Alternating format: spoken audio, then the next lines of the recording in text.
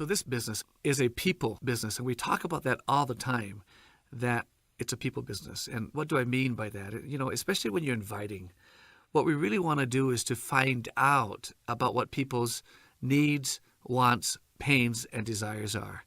And if we can understand what they're looking for, what their needs, wants, pains, and desires, and those needs, wants, pains, and desires don't have to be negative needs, wants, pains, and desires. They can be positive ones as well.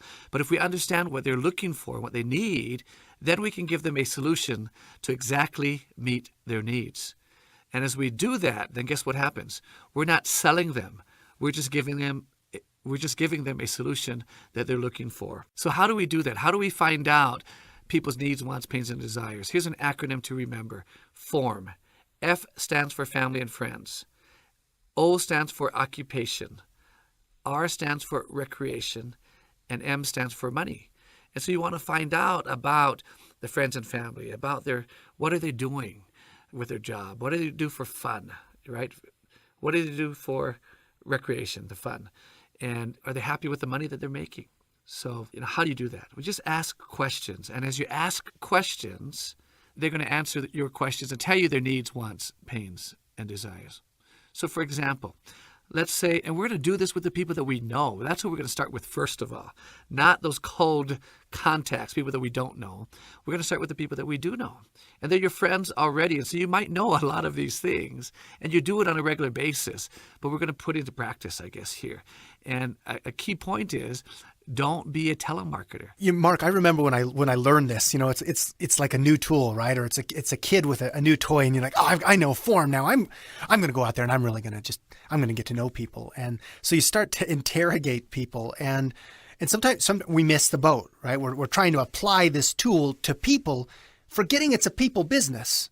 And it's an honest mistake, but it's something that we need to learn. For example, I might have done something like this when I first learned about this. Okay, form, F-O-R-M, friends, family, occupation, recreation, and money. Yeah, so, hey, Mark, so tell me, how's your family? They're doing good. Good, great, glad. And friends are doing good too? Yeah. Awesome. Oh, so how's your job, your occupation? Yeah, it's okay. Seth, you sound like a telemarketer. Hold on, I'm not done. So so what do you, so have you gone on vacation lately, Mark? No, I've just been so busy at work. Oh, probably because you didn't have enough money to do it, right? Absolutely. Okay, cut, right? So you feel,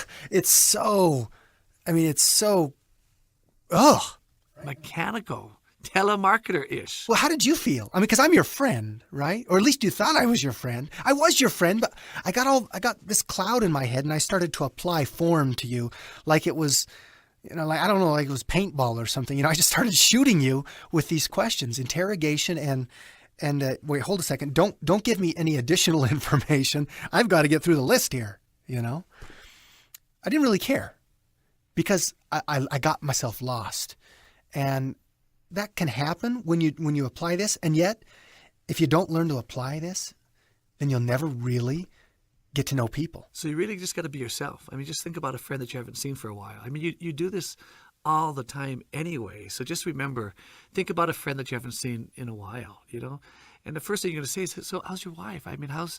Yeah, so you see an old friend and you start ask these questions.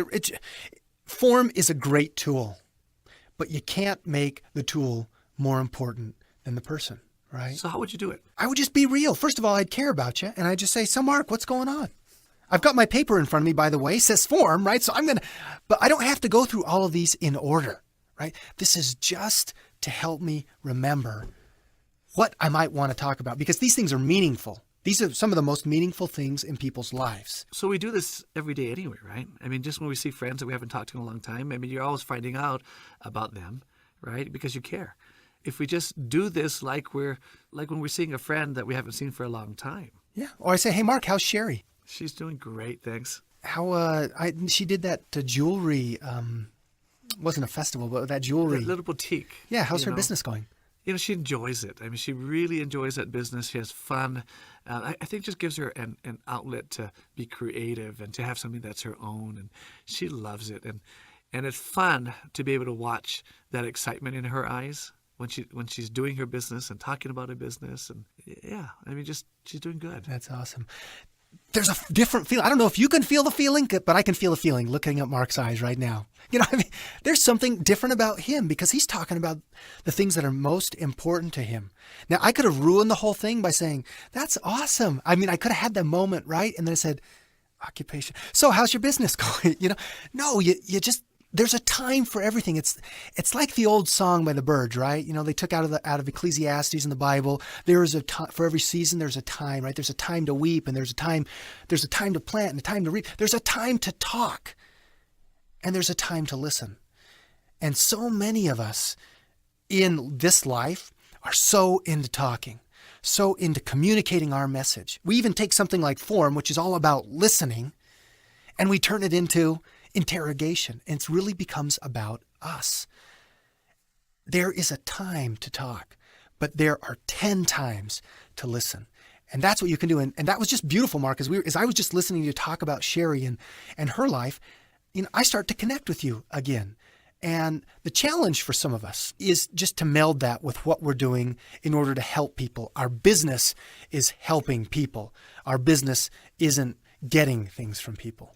And so from there, I would have said, great, that's awesome. And then I would have asked about maybe Kelly or Kenna or Micah or Leah, you know, and we would have talked. And I might not have said anything else. The challenge here is not to try to sell anything. Form is all about getting to know people. And I have a challenge for you. And finding out people's needs, wants, pains, and desires. Hopes and dreams. Yeah. And it doesn't mean that we need to jump on it right now. That's what the amateur does. The professional just really cares about people. And what I've found is that when this type of natural dialogue happens, when you let it happen and you just let go and start to love people instead of seeing them as a function of your pocketbook or of your commission check, that's when magic starts to happen. And amazingly, the opportunities also make themselves apparent. Because when you start to talk about other people, they reciprocate and they start saying, well, what are you doing? Hey, what are you doing for work these days? And say, actually, I'm doing something really fun. We need to talk about it. You know, and then you go from there. That's one of the key things I think about form is the timing and what it's about and really understanding other people. And then you'll find a way, you know, or they'll find a way to let you help them with that. What do you think, Mark? Well, I think, you know, one of the key points of form is really, it's not about me, it's about you. It's about the other person. And we can really find out what they're interested in and what their needs or wants, pains, hopes, desires are. Then we can help them. We can help them by giving them a solution that they're looking for. And if you look at LifeVantage can fulfill most of people's needs, wants, pains, and desires. And so just being a genuine friend and just finding out about them, and if it feels good, then you can introduce the solution of LifeVantage to them. And if it doesn't feel good, then don't do it. Remember, it's a people business, and it's all about relationships, and that's the most important piece of this business is people and the relationships.